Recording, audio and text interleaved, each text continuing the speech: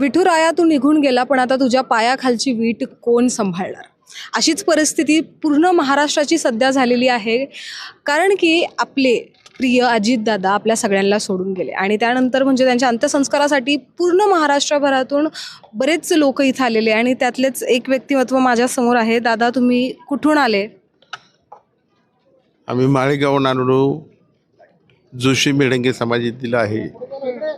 माझं नाव मधुकरी रमण वायकर, जोशी मेढंगे समाजातले. परंतु दादांचा मी अत्यंत चाहता आहे. दादांना गेले 30 वर्षापासून मी ओळखतो. दादा कधी म्हणजे मला हिडकून बोलले नाही, मग दादांच्या आवाजात बोलायचो. प्रत्येक कार्यक्रमात गेले की दादांच्या आवाजाची हे करायचो आणि दादांना आवड वाटायची की म्हणजे की तू अपंग असून बोलतो कसं काय अशा. आणि आमची मंडळी त्यांनी दादांनी दूध संघात कामाला लावलेली. दादा आमच्यासाठी दैवत होते. दादा हे माझ्यासाठी देव होते, महाराष्ट्राचे दैवत होते. मी तुळजापूरला गेलो दादांसाठी. दादा उपमुख्यमंत्री झाले. दादा उपमुख्यमंत्री झाल्यानंतर परत शिर्डीला गेलो. दादा 6 वेळा उपमुख्यमंत्री झाले. दादा, तुम्ही म्हणजे तुमची जी गाडी इथं घेऊन आलेले आहे, तुम्हाला या गोष्टीचा म्हणजे एवढा त्रास करून तुम्ही इथं आले, तर तुमची भावना कशी आहे आता सध्या दादा? तर दादा हे आमच्यासाठी दैवत होते. दादांना आम्ही आता हर एक आमची अडचण दादापर्यंत सांगायचो, पण आता आम्ही कोणाला सांगायचे? आमचा दादा कुठे आहे? बारामती हे जे नाव आहे हे अजित पवार ह्या म्हणजे यांच्यामुळेच ओळखल्या जातं हे पूर्ण गाव.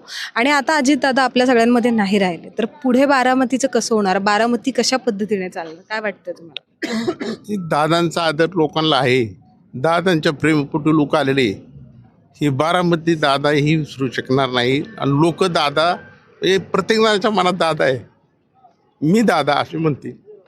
आता तुम्ही एवढा त्रास करून इथं आलेले आहेत, पण म्हणजे असं बऱ्याच लोकांना असं वाटलं असेल की तुमची परिस्थिती बघून की आता की कसे तुम्ही इथपर्यंत आले आणि किती किलोमीटर आले तुम्ही या बाईकवर? आता आम्ही आलो एक 10-15 किलोमीटरच्या अंतर चालू. ही गाडी आमची सकाळ थंड वाजत होती, तरी दादांना एक शेवटचा भेटायचं होतं म्हणून इथपर्यंत आलो.